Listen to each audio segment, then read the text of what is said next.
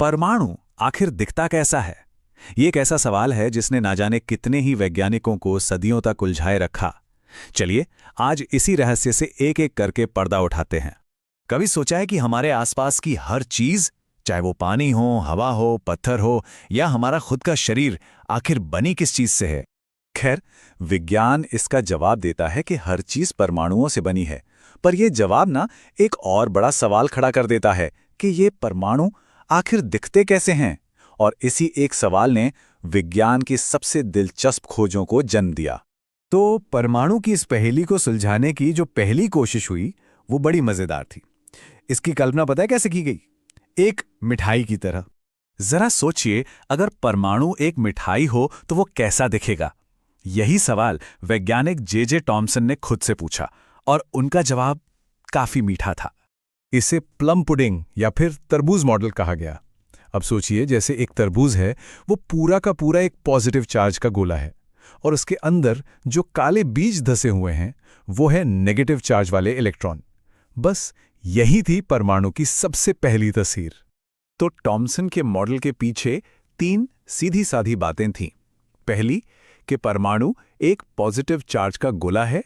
दूसरी, negative electron उसमें बीज की तरह बिखरे पड़े हैं। और सबसे जरूरी बात कि दोनों चार्ज बिल्कुल बराबर है, जिससे पूरा परमाणु न्यूट्रल हो जाता है। देखिए, ये एक बहुत शानदार शुरुआत थी, पर यह मॉडल कई बड़े सवालों के जवाब नहीं दे पाया। जैसे कि ये पॉजिटिव चार्ज पूरे गोले में फैला ही क्यों है? मतलब कहानी में ना अभी एक बहुत बड़ा मोड़ आना बाकी था। और वो मोड़ आया एक सुनहरी खोज के साथ। अर्नेस्ट रदरफोर्ड नाम के एक वैज्ञानिक ने एक ऐसा एक्सपेरिमेंट किया जिसने परमाणु के बारे में हमारी पूरी सोच को हमेशा हमेशा के लिए बदल कर रख दिया। ये रदरफोर्ड का वही मशहूर सोने की पन्नी वाला एक्सपेरिमेंट है। उनका आइडिया बहुत सिंपल था।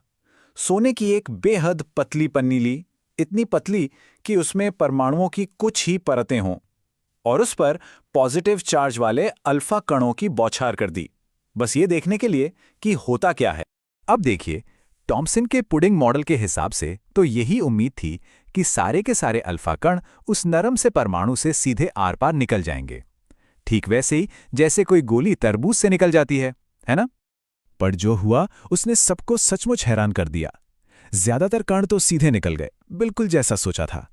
कुछ थोड़ा सा रास्ते से भटक गए, पर सबसे ज्यादा चौंकाने वाली बात यह थी कि लगभग 20,000 में से एक कण टकराकर सीधा वापस आ गया। ये तो ऐसा था मानो आपने किसी कागज पर गोली चलाई हो और वो लौटकर आप ही को लग जाए। इन नतीजों का मतलब बिल्कुल साफ था। टॉमसन का पुडिंग मॉडल गलत था। परमाणु के बिल्कुल बीच में कुछ बहुत छोटा, बहुत ठोस और पॉजिटिव चार्ज वाला हिस्सा होना ही चाहिए, जो उन अल्फा कणों को इतनी जोर से वापस धकेल सके। और इसी हिस्से को नाम दिया गया नाभिक, यानी न्यूक्लियस। तो इस एक एक्सपेरिमेंट से रदरफोर्ड ने परमाणु की एकदम नई तस्वीर पेश की। उन्होंने बताया कि परमाणु का ज्यादातर हिस्सा तो एकदम खाली है, सारा का सारा पॉजिटिव चार्ज और लगभग पूरा वजन केंद्र में एक छोटे से नाभिक में है, और इलेक्ट्रॉन वो इस नाभिक के चारों ओर ठीक वैसे ही घूमते हैं जैसे हमारे ग्रह सूरज के चारों ओर घूमते हैं। लेकिन इस सोलर सिस्टम जैसे मॉडल में एक बहुत बड़ी गड़बड़ थी। फिजिक्स के नियम कहते हैं कि कोई भी घूमता हुआ चार्ज पार्टिकल लगातार एनर्जी खोएगा और घूमते घूमते 1 सेकंड से भी कम में नाभिक में जाकर गिर जाएगा। अगर ऐसा होता तो कोई भी चीज स्थिर नहीं रह पाती। तो सवाल यह था कि परमाणु खत्म क्यों नहीं हो जाते? और इस बड़ी पहेली का हल लेकर आए नील्स बोहर। उन्होंने कहा कि इलेक्ट्रॉन को कुछ नियमों का पालन करना पड़ता है, वो अपनी मनमर्जी से कहीं भी नहीं घूम सकते। बोहर का समाधान तो रेवोल्यूशनरी था। उन्होंने कहा कि इलेक्ट्रॉन हर कहीं नहीं घूम सकते, वो सिर्फ कुछ खास तय रास्तों या कक्षाओं में ही घूम सकते हैं, जहां उनकी एनर्जी फिक्स रहती है, बदलती नहीं। बोहर ने इन्हीं खास रास्तों को एनर्जी लेवल या शेल का नाम दिया। ये एक ऐसी फिक्स्ड ऑर्बिट है जहां इलेक्ट्रॉन बिना अपनी एनर्जी खोए लगातार घूम सकता है, और बस इसी एक वजह से परमाणु स्थिर बना रहता है। तो मतलब बोहर के मॉडल ने परमाणु को वो स्टेबिलिटी दी जिसकी जरूरत थी। उन्होंने 3 नियम बनाए। पहला, इलेक्ट्रॉन सिर्फ अपनी तय कक्षाओं में रहेंगे। दूसरा, उन कक्षाओं में रहते हुए वो एनर्जी नहीं खोएंगे। और तीसरा, वो एनर्जी लेकर या देकर ही एक कक्षा से दूसरी में कूद सकते हैं। तो कहाँ से शुरू किया था और कहाँ तक पहुँच गए, है ना? ये परमाणु को समझने की एक बहुत ही कमाल की यात्रा रही है, जिसमें हर नए मॉडल ने पिछले मॉडल की कमियों को दूर किया और हमें सच्चाई के और करीब पहुँचाया।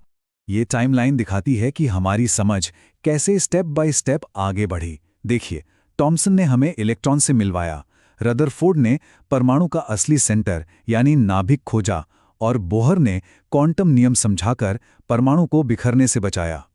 इससे पता चलता है कि विज्ञान असल में काम कैसे करता है। कोई एक जवाब आखिरी नहीं होता। हर वैज्ञानिक ने पुरानी गलतियों से सीखकर तस्वीर को थोड़ा और साफ किया। तो एक मिठाई जैसी कल्पना से शुरू करके हम एक छोटे से सोलर सिस्टम तक पहुंचे और आखिर में एक ऐसे मॉडल पर आए जो अपने ही खास नियमों से बंधा है। परमाणु की हमारी समझ का ये सफर वाकई कमाल का रहा है। तो क्या परमाणु की कहानी यहाँ खत्म हो गई, या ये एक नए और भी